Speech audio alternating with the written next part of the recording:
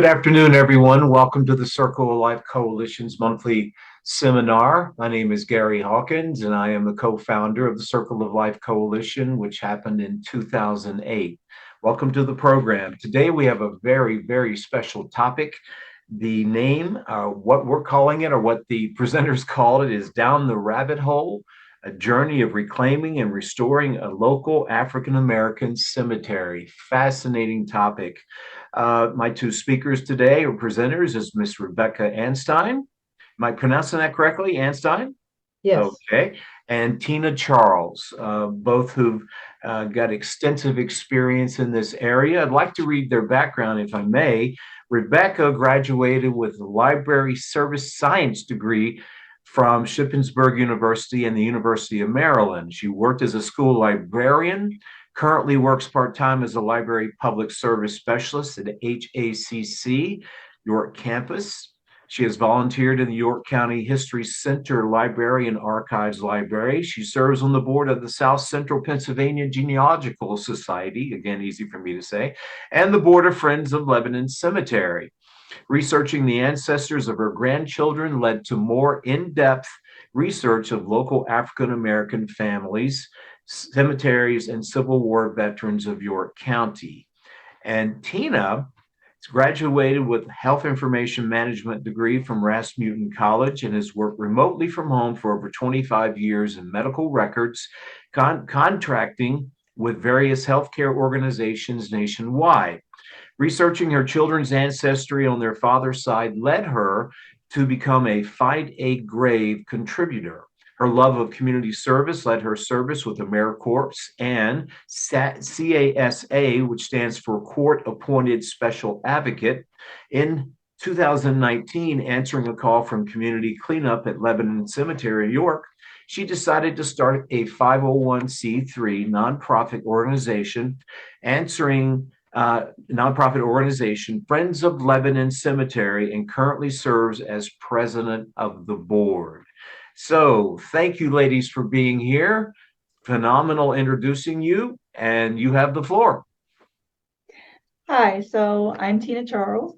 Um, we were asked some very interesting questions by the Circle of Life about basically what we do, how we came to do it, and the process by which we do that. So as I said, we started in 2019. And what we've done is after going to the very first cleanup, um, it was discovered at that cleanup by someone who was looking for a family member's grave where they knew about where it was. It was discovered that the grave headstones, the small headstones, had sort of sunken a little bit below the ground.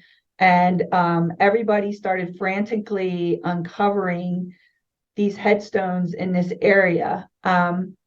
As you mentioned, being a Find a Grave contributor, Find a Grave is an on-site, online repository where people sort of crowdsource. So people can go around to different cemeteries and take photos of the headstones, which then go online so that when people are searching for a photo of their loved one, it's usually attached to ancestry.com. So that you can see your loved one's headstone and learn where the cemetery is. And I had been doing that for probably over a decade. And that was just my love of, I should have a bumper sticker that says, we'll stop for cemeteries. When you're driving down a road and you see one of those little old quaint cemeteries off to the side and you want to get out and try to read some of the headstones and things. So, but in all my years of doing that, it had never occurred to me that some headstones might be below the ground. So basically what we did, I went back to that cemetery, which we were at Lebanon Cemetery, which is an African-American cemetery in York County.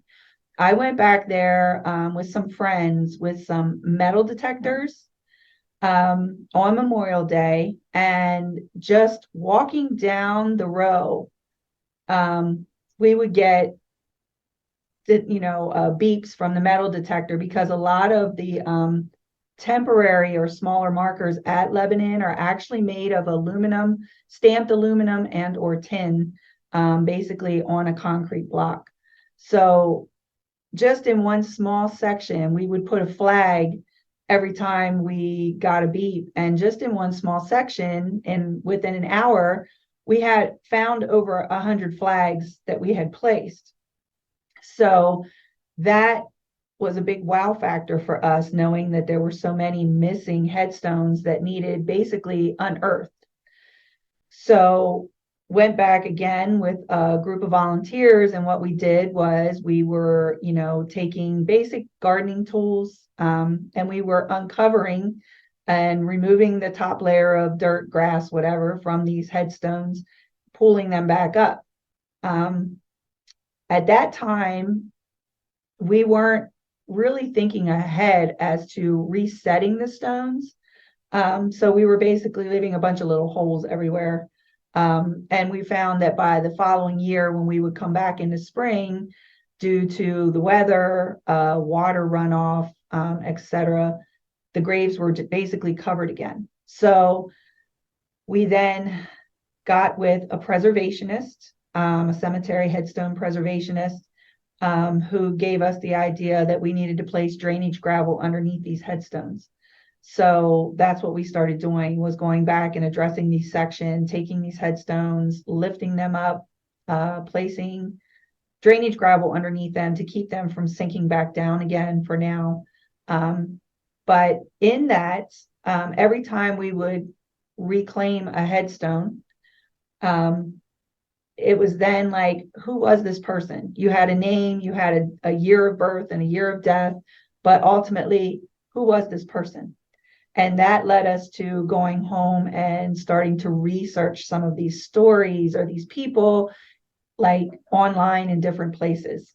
So I'll let Becky take over from here, because this is her specialty as to what she does and how we do this.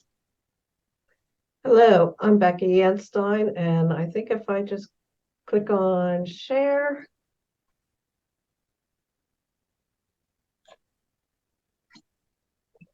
And beginning.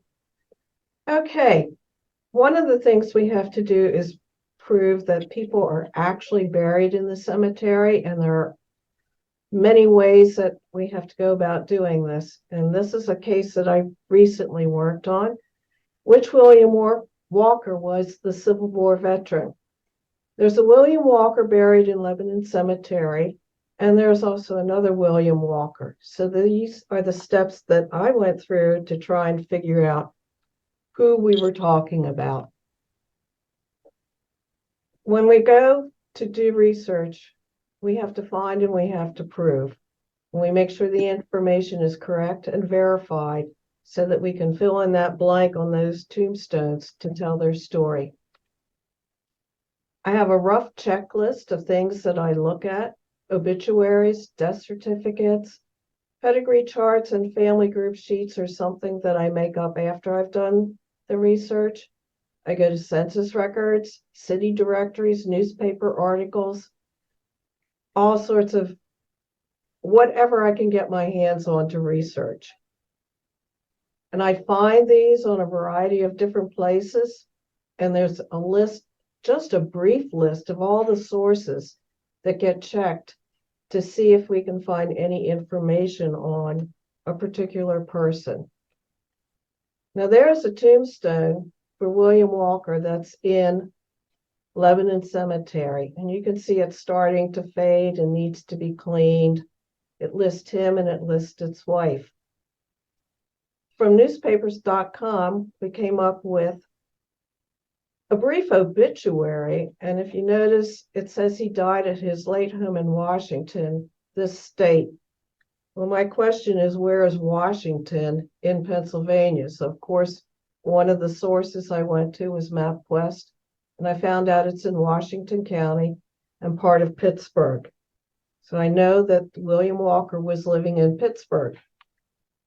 The next thing was to find a death certificate for his wife and her obituary to make sure that she really was buried there and that she was his widow.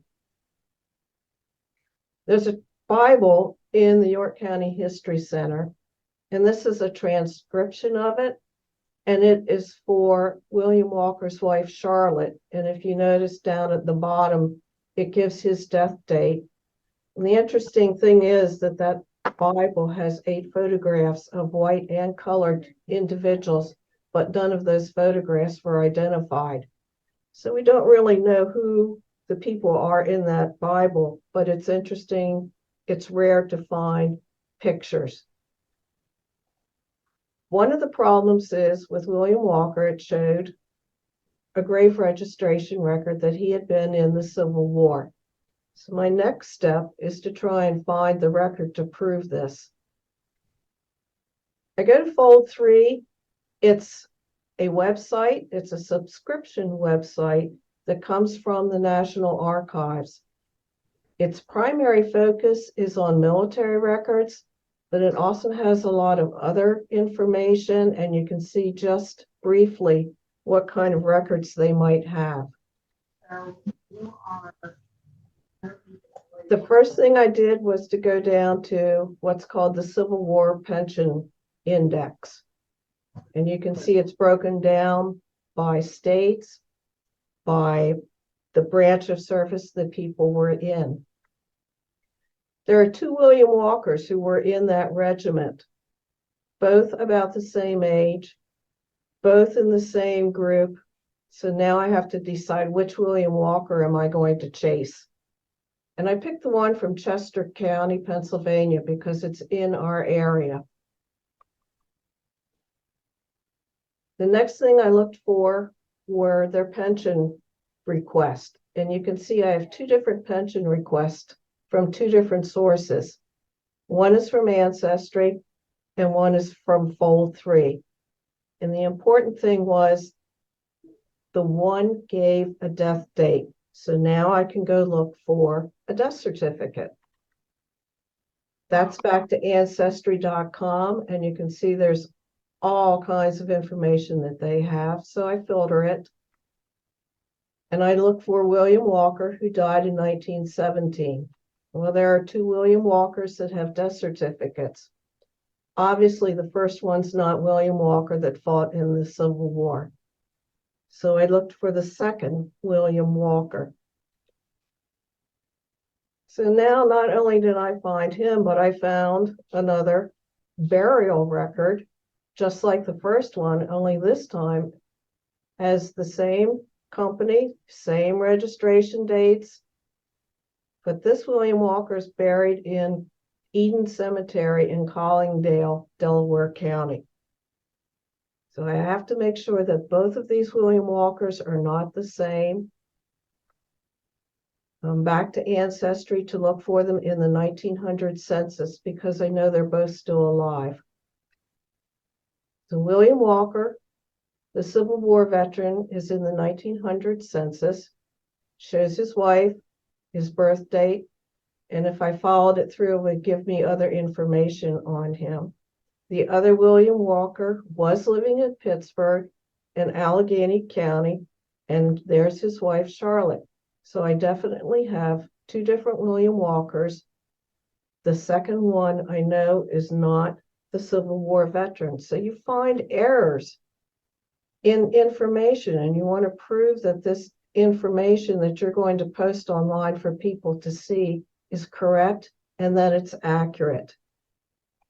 I also went to the National Archives and pulled the pension for William Walker, the Civil War veteran. And you can see this is just 2 copies that give the same information. It lists his wife, when they got married, and what unit, gives a physical description of him, and says he was born in Chester County.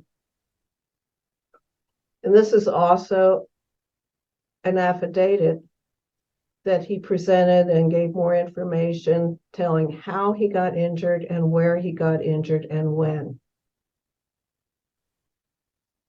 So the William Walker that's buried in Lebanon is not a Civil War veteran. So one of the things that Tina and her group won't be doing is pursuing getting a tombstone or a veteran's grave marker there.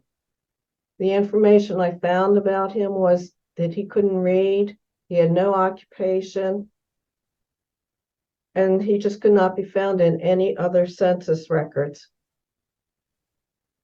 The William Walker in Eden Cemetery, I couldn't leave him alone. I had to put his information together because he does have a good story. He tells how he got injured. He was pulling on a gunboat that was pulling a schooner into shore, and it got hit. The gunboat hit a torpedo. So he was injured from flying debris. And he says after the war, he moved from Chester County to Philadelphia. And in his Civil War pension, he listed a brother who put an affidavit in and a statement from another brother, Henry, that tells also the name of their parents. So even though there's not much information on the William Walker buried in Lebanon Cemetery, I still found a story to tell about the William Walker who was a Civil War veteran. And that was that his father lived in Lancaster County, and his father died at the age of 102. His parents, when this first William Walker was born, had left him in the area of Lancaster County while they moved to Liberia, I'm sorry. Wow. And it tells who he worked for, who his first wife was, but there was an obituary that named his children. The Henry Walker mentioned in William Walker's pension and the James Walker were also mentioned. So it made for an interesting story of a Civil War veteran, but just not our William Walker. And I feel that to know where you're going, you have to know where you've come from. So by telling the stories of the people buried in Lebanon, and some that aren't buried in Lebanon, we hope that future generations can learn about the lives of their ancestors, how they lived, and what difficulties they faced, and find pride and appreciation for the past. And that's my part of the project. Okay.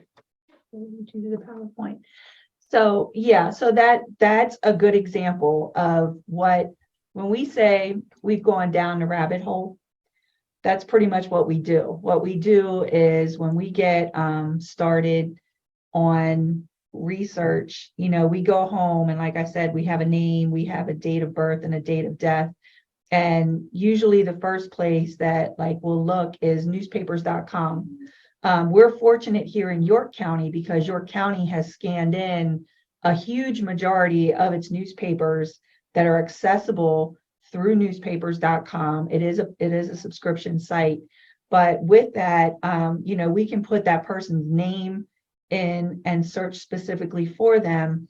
We'll definitely look for an obituary, but we'll also find other articles on that person that brings their story to life. It might be, stories about weddings, engagements, birthday celebrations, businesses, churches. Yes, always stories about whether, some of them were trustees in churches or Sunday school directors and things like that. And with that, it gives us a little bit more of a story, but that's also where we found several of our people were actually veterans that we did not know because they didn't have an actual military marker.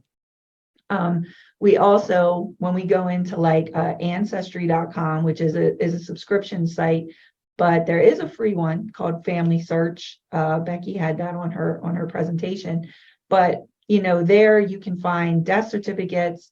You can find information if they were in the military. Fold 3 is also a subscription site. I personally don't know how to use it that well. I'll teach you. It's a learning curve, Yeah. but it's more verification because we have found previous headstone applications where someone in the family applied for a headstone for one of our veterans, but for whatever reason, that headstone never got to them. So what we did recently this past spring was we went through working with our local county Veterans Affairs office. And we basically had copies of pensions records, burial cards, commission, no, what's it called? Pension records, enlistment records, and things like that. And we took all that information to the VA. We applied for their DD 214 forms. And once we had those, we were able to then apply for a military headstone for them.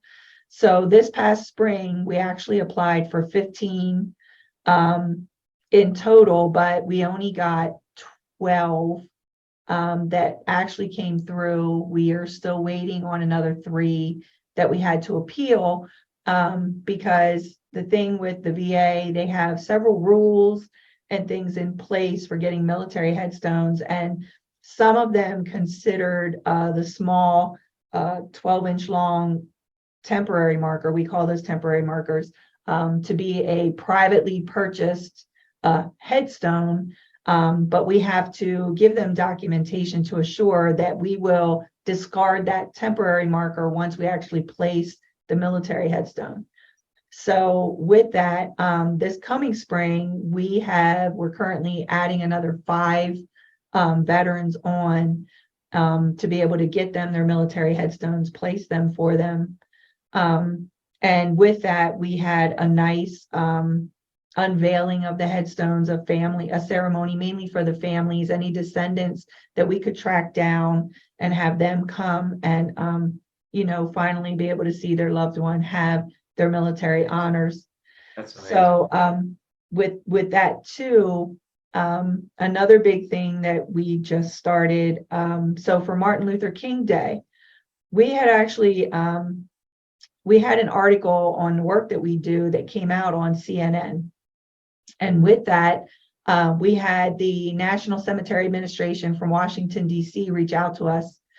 And what they are trying to do is they've created a program for private cemeteries, such as Lebanon, small grassroots organizations like Friends of Lebanon that are restoring these cemeteries, but they want to help groups like us to help get headstones for veterans that don't have them, to apply for those veterans headstones, or to help clean, maintain, preserve these cemeteries that, where these veterans are buried. So we call it GRACE for veterans. It's GRACE, which stands for Gravestone Recovery and Community Engagement. So on Martin Luther King Day, we had a secretary and the undersecretary of the National Cemetery Administration come to York. We had a very nice ceremony. And since February, at least in our part of the world, is kind of too chilly, or January is too chilly to be doing, Martin Luther King Day is known as a day of service, but it was too cold to actually be out in a cemetery doing anything. So we've decided that, at least in Pennsylvania, on Earth Day, which I believe is April 22nd, all across Pennsylvania and likely more so across the country, AmeriCorps is getting involved, where we are going to, at cemeteries all over the place, be going out and helping to clean up and restore and preserve some of these cemeteries, such as Lebanon Cemetery. That's such a noble cause you have here. I mean, I didn't really realize that, but giving them the honor they deserve. Finally, that's phenomenal. That's phenomenal. It was for some people. It's been 50 plus years. Yes. Because the stones we had gotten were for like World War I veterans, and even up through Vietnam. It was really sad because we had a young man who at the age of 19 was killed in action in Vietnam, and his mother had applied for his headstone, but he never received it. And then she died just a couple months after he did. So, again, there was nobody really family-wise left to, make sure that had happened.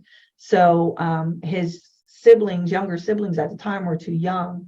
So as far as like the question about, how has the work that we've been doing affected, or how does the community, the African-American community in York, feel about the work we've been doing? And I mean, we've had so many tearful reunions out there. just being out there, we've come across family members who have been looking for the location of a loved one, whether it be a younger sibling or a grandparent, or sometimes even parents or just regular siblings. They didn't know where that person was located in the cemetery. So when we come across their headstone, and interestingly enough, we always say there's no such thing as coincidence. But when that person would come to one of our cleanups and they would say, we're here, we're trying to find so and so, and they'll say a name, and we'll get to work. We just happen to uncover that person's headstone that day while their family member is there. Wow. We always say, like, there's no coincidences in that. No. It's amazing. And it's that for us is the majority of the reward that we get in doing this. Sure. We strive to make all of everything that we come up with, our stories, our information, we post so that it's public information. People can contact us. They'll ask us for, copies of death certificates or obituaries, which we actually place all of ours on the Find a Grave website. So when people go there, they'll see a copy of an obituary or a copy of a death certificate, and always a picture of the headstone. But we also started GPS locating because both Find a Grave and there's another app called Billion Graves that actually have the ability to GPS mark where that headstone is located so that we don't lose it again. So even if it disappears from sight, we know about the area where we saw it previously, so we can look for it again to either uncover it or restore it once we get around to it. That's amazing. Yeah. That's amazing. Honest to goodness, I had no idea. And I'm sure our viewers had no idea either, because it's such a noble cause, paying homage to people who fought for us, so absolutely phenomenal.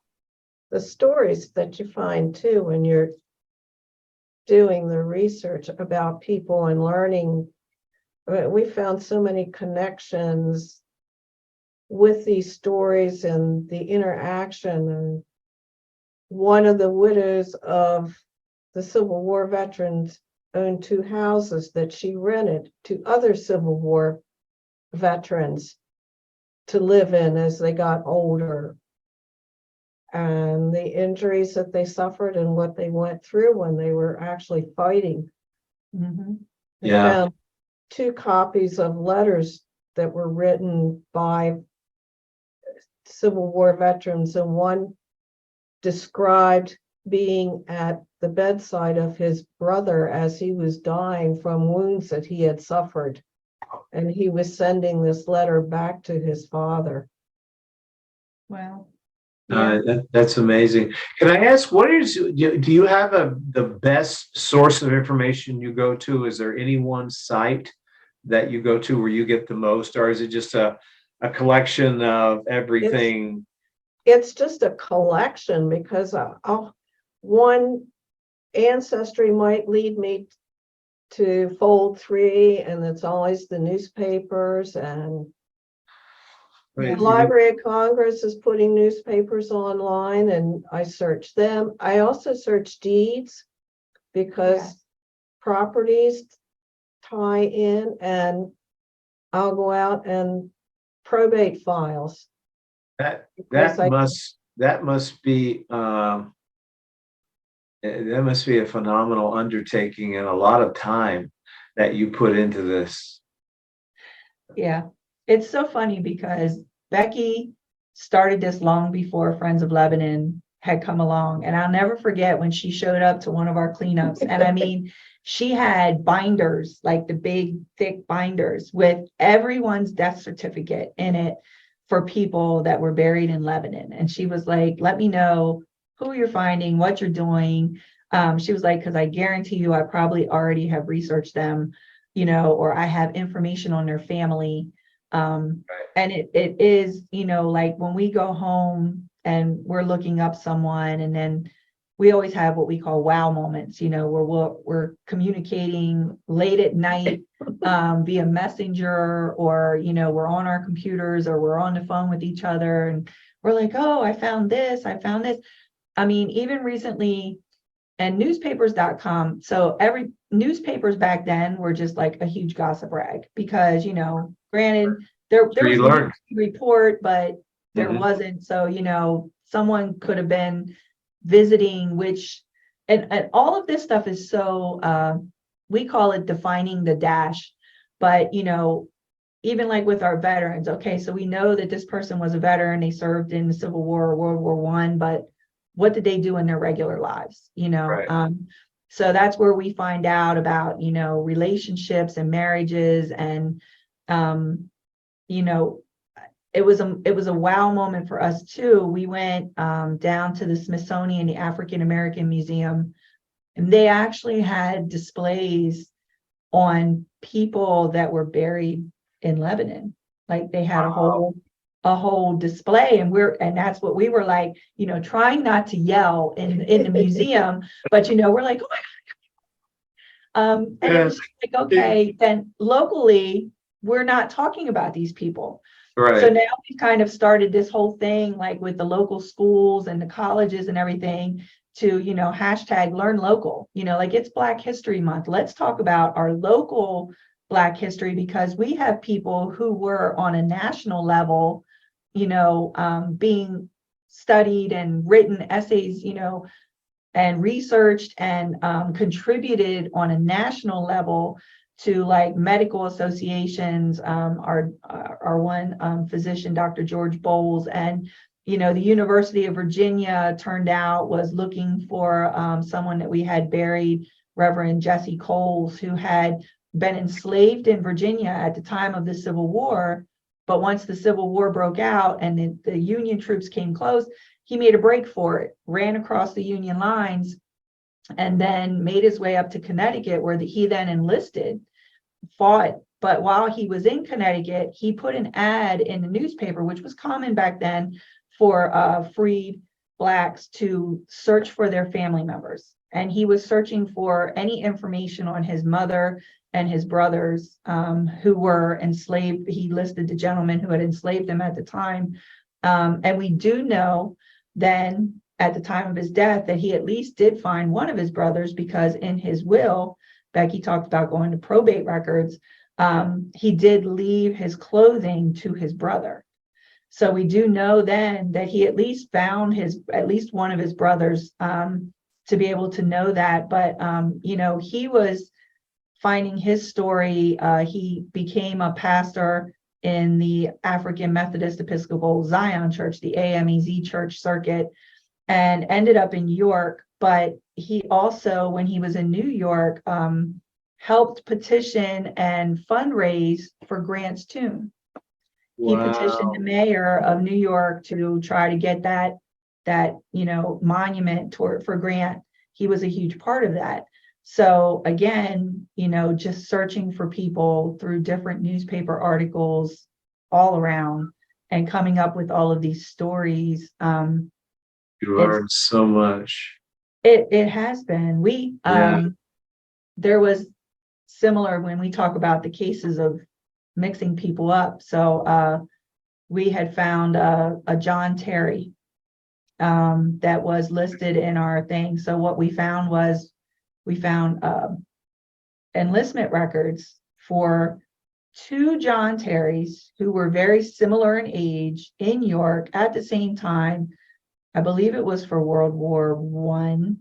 Yeah. And we were like, okay, so which one do we have here? Both of them own property, but the one, when we found out, turned out to be a 1936 Olympian, went over to the Olympics as a weightlifter. And Wow. that was like, we were like, oh my gosh, do we have the Olympian? Now, it turned out the one that we have in our cemetery was not him. But the Olympian John Terry did live in York. And tragically enough, we started following his story and looking him up. Like if you would Google him, it's like everybody talked about his weightlifting career, but nobody knew whatever happened to him. Nobody was really sure where he was buried, where he died, when he died. So that was like, okay, we're going down a rabbit hole on this one. Let's find him. So what we had found was, I mean, unfortunately, after he came back from the war, and this is something people don't really talk about, but PTSD back then, not quite sure, but people had mentioned that he had been kind of talking to himself a lot more. But ultimately he had murdered his wife. Wow. And they sent him off to a mental health institution. And when he ultimately had his trial, they found him not guilty by reason of insanity. But he was off for the murder, but then he came back, got out, and took what money he had left from his estate, and started like a youth, he bought a building where he created sort of like a youth center for young boys to keep them off the street.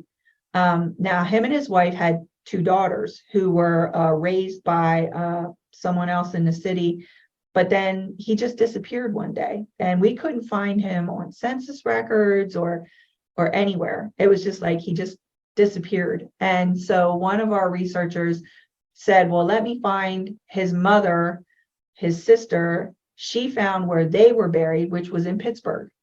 And there were other records where he had basically pleaded with, the family that had his daughters. Like, that was the whole argument when he killed his wife. He came in because she had left him and had the girls, and he wanted to take the girls to his mother and sister in Pittsburgh.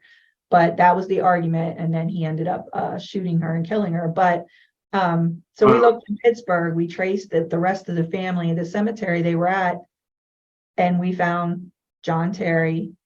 He was there, buried in an unmarked grave. But here was this, 1930, and we found the photos of him, like with all the other African Americans that went to the Olympics that year. Everybody talks about Jesse Owens, and that was great, but he was there with them. So, it's just like, now we can say with certainty where he's buried. And, if anybody wanted to apply for his military marker or just get something to designate where this Olympian was buried, we let the cemetery know, but that was like out of our jurisdiction. That's amazing. It's like you've taken so many pieces of a puzzle and went here and went there, and then took it and put it all together to give this man his life history and he killed his wife. Okay. And that's a terrible thing, but it shows the history of an individual that no one would have ever known. Yeah. We all contribute in our community, in our world. We all contribute something. Mm-hmm. And people don't know. It's a legacy that is unknown. Yeah. And you bring that legacy to life. I'm so impressed. Yeah. So impressed. We have a question here from actually a advisory board member, Dominic Merguito. He asked, perhaps already stated before I joined, because he was running a little late, how many are buried there? At Lebanon? I would imagine, yes. Okay. So when we started this journey in 2019, the History Center had records of around 1,200 people being buried there. Now, Lebanon is about 5 acres in size. Okay. But now today, I believe we're up to like almost 3,800. Really? Yeah. Yeah. The cemetery was started in 1874. Too. Wow. Yeah. And the reason why they had to, so Lebanon was created in New York, as in most other places, segregation. Prior to Lebanon being created, within the city boundaries, they had the AME Zion Church, and it did have some land, and we do know that they had a very small cemetery beside the church or behind the church or somewhere on the church property. But basically the only other place that we know of at the time that Blacks were being buried was either in Potter's Field or Pauper's Field, as it's called, Right. We have a map from like 1850 that shows, it says, colored cemetery. Even within the Potter's Field, they were separate from the rest of the paupers. But Right. we know that the Catholic cemetery actually had people being buried in their cemeteries. The Moravian Church had one. Mary Baptist was she was the last burial in the Moravian cemetery, but she was also noted to be the only Black that was buried in their cemetery. But then, so in 1872, they chartered Lebanon Cemetery Company. They purchased almost just under 2 acres, about a half a mile north of the city. And there was an article done in New York newspapers in like the 1960s that they basically polled all of the other cemeteries, the major cemeteries close by.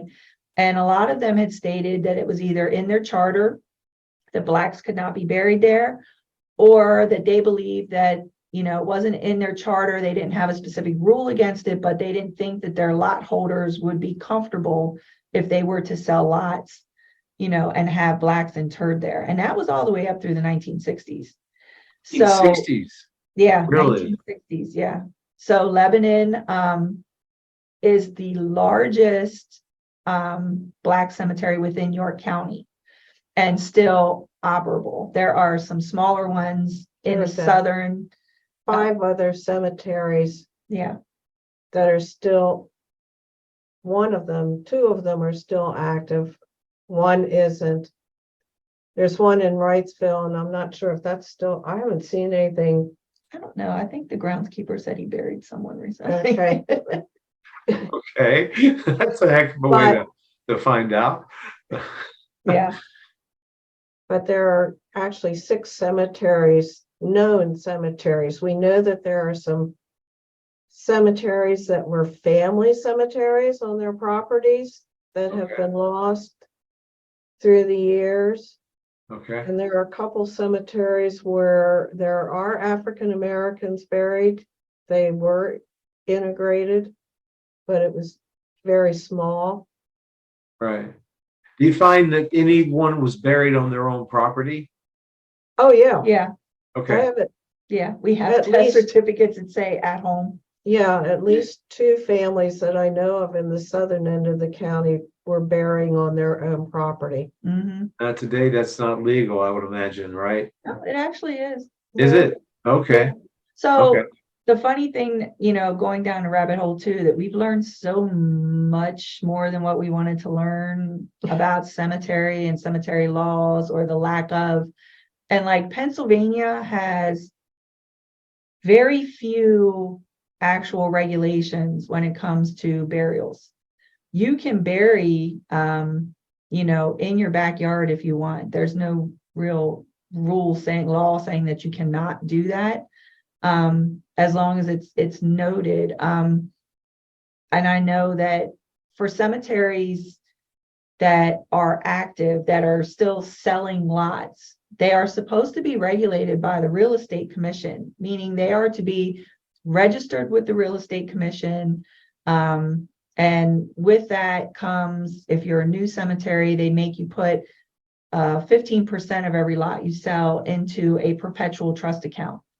And Okay. that trust is to be used, I think it gets disbursements like at least twice a year off the interest from it, which is to go towards the upkeep of the cemetery. But then you have all of these older cemeteries that, weren't regulated really in any way. They were usually affiliated with a church, most of them. And once the church congregation dies down and the church dies off and is abandoned, you have way more abandoned cemeteries than not. So then the question is, what do you do with these? And I know, especially in the case of African American cemeteries, it's always a matter of who owns the land, who owns it now. You have to go to like your tax assessment maps and find out if a group or if a church did own it. Now it's going to be sitting in orphans court. There are ways. There's a perfect example up in Harrisburg. because we do have the Pennsylvania Hallowed Grounds organization, which is Black cemeteries throughout Pennsylvania that have Civil War veterans, U.S. colored troops buried within them. There is something also down in Florida, but this is nationwide, called the Black Cemetery Network, because more and more people are starting to find these cemeteries, and more often than not, Black cemeteries usually don't have any type of records. There's just nothing there to really go on other than what we're getting from the resources we have, to look up this information to find where people are buried. And so Where are you aware that you are the first people that care? I won't say that we're the first people that cared. I think it was a matter of people not knowing where to go or what to do or who to ask. And I know, like, even when we first started, we went to like the Attorney General's office. Like, if you have complaints about the upkeep or it's just neglected, who do you go to ask those questions? We went to the borough where it's located, and everybody kind of was like pointing the finger at everyone else and just kept referring us around. It's like a big circle of never ending, not getting anywhere, and frustration, and we found that once we're out there, once we started going to the newspapers and things and talking about what was going on with the cemetery, we started getting contacted by a lot more families that said, oh, thank you, because I've been trying to do this or trying to find this or whatever. We hear that a lot in the Pennsylvania Hallowed Ground meetings with people who are like, I went to try to find my grandfather, and I go to this site and it's just a bunch of trees and, a couple headstones here and there, but like, who's responsible for that? How do I fix this? And that's, part of, thank God they actually just passed legislation, African American Burial Ground Network, to be able to create not just a network across the country, but for states to be able to get some type of funding to give to small groups that are trying to reclaim, some of these places. Right. We have a question here, and I'm from Kuhn Funeral Home. Hello, PA licensed funeral director. Happy to add that most families definitely have the option to bury a loved one on their own property. Hardest hurdle to this wish is simply make sure that no underground wires or pipes are present in the selected site, and making sure that the selected site is far enough away from a source of drinking water. PA Funeral Code does require that a funeral director oversee the burial. So that's very interesting. Another one from John Lauer. We have a cemetery on private property in Elverson. The new property owners did not want people coming to visit the graves. It has been a big issue. Even taken up in Harrisburg by Representative Mark Gillen to allow folks visitation rights to the graves. It is a former church cemetery. We just actually had a conversation about this. So our group went and sought out an actual attorney that specializes in nothing but cemetery law. Because we wanted to know, be able to advise people what their rights were. And he actually worked on a case that went to the Pennsylvania Supreme Court regarding something similar, where someone had private property, but there were graves on the property, and they basically weren't allowing the family to access the graves. So it went all the way up to the Supreme Court. And what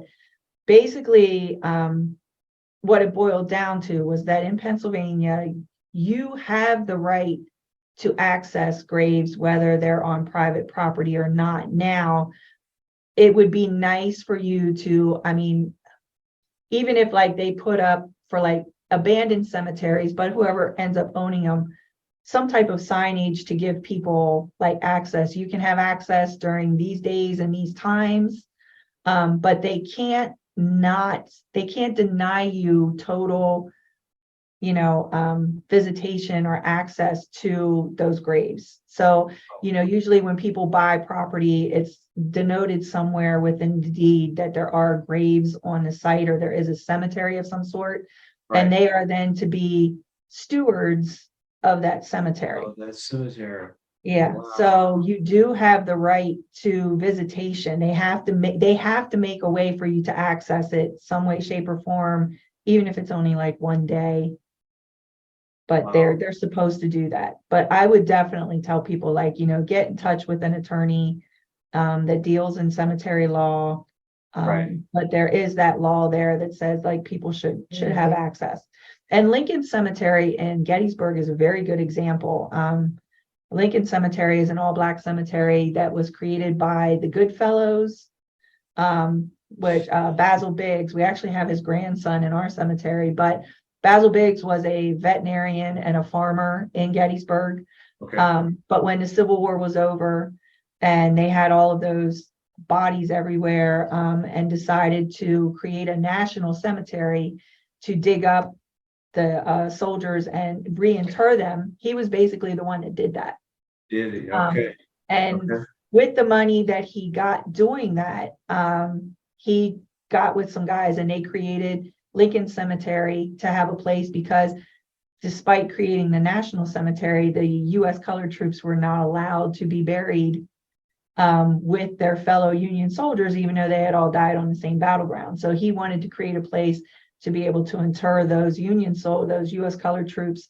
So Lincoln Cemetery was created, and but now it's the same story we hear a lot. There was a board of directors, there wasn't a cemetery association. Most of the folks died out, and usually just one person remains that was running the show. And she decided she's locking the gate. She doesn't want people up in there. Okay. So it's like, how do you, yeah, it's like you have to let people come. And, she was, worried about vandals, and she doesn't want people just coming in, and because it's closer across the street from like some sort of a fairground. So whenever they do stuff over there, people were actually parking up in the cemetery.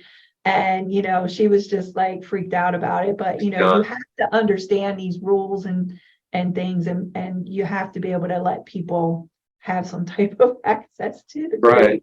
Right. Yeah.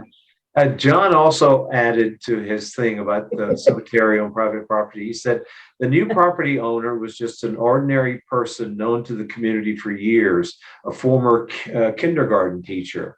Yeah. So, yeah, interesting. Yeah. Yeah. And usually, and a lot of people, we hear that all the time. Like, what do you do if you have a difficult owner? Now, I know Miss Barb Barksdale of PA Hallowed Grounds, her cemetery in Steelton, Pennsylvania is called Midland Cemetery. And her grandfather was buried there. So they went to court and basically said, okay, look, so it's owned still legally on the title and everything by a cemetery association that is now defunct. It's no longer there. We don't want to take ownership of it, but we would like to have the same rights that the cemetery association had, as far as being able to maintain and do improvements. And the judge granted them that. So they don't actually own it, but they have those rights to be able to do things to restore it and preserve it. Now, in our case, we did get the operations board to reform. And what we have is a memorandum of understanding with them that when we have projects or whenever they have things they would like us to do, because we're the nonprofit, we kind of work together, which is always the best scenario to try to do. And usually, if you find that and you go, it might take a while, but if you approach a person and say, hey, that's my ancestor or whatever, could I on these days or this time, or could I come and just care for the grave or whatever, just try always first to get that, that relationship with the person who owns it. But if you find it in a situation where it's not being kept up and they're not doing anything with it, you have that right to go ask a judge to become the steward of that property, with the promise to take care of it and, keep it up Yeah, like it why wouldn't should. the judge grant that? I mean, Uh, you Some know, judges, yeah, some judges just don't like doing that. A good example is, I think really? it's Mount Moriah Cemetery in Philadelphia. Okay. That was like, I think they had like 10,000 acres. I just know it was huge. Yeah. I think it was huge. And they had this group go in, it was like a jungle. And they slowly started clearing acres, acre by acre by acre. Has some very famous people buried there, some very famous Philadelphians. And they went to because there was nobody running it anymore. It was just people were dumping furniture, just it was horrible. And they Wow. had to petition the court to be able to get control. So I think the judge put them on like a probationary 5 years, show me that you're going to actually do it sort of thing. Right. But the sad thing about cemeteries is, cemeteries make money by selling lots. Uh-huh. When cemeteries run out of space, Then then what? Then what? then you have to exhaust the perpetual care fund. And once that's gone, who's willing to step up and take care of these? It used to be a generational thing where people used to go and care for their own families' lots in Right. cemeteries. But now, people get sold that, this is a beautiful place. We'll do the perpetual care Uh, until they don't anymore, right. So what's left then?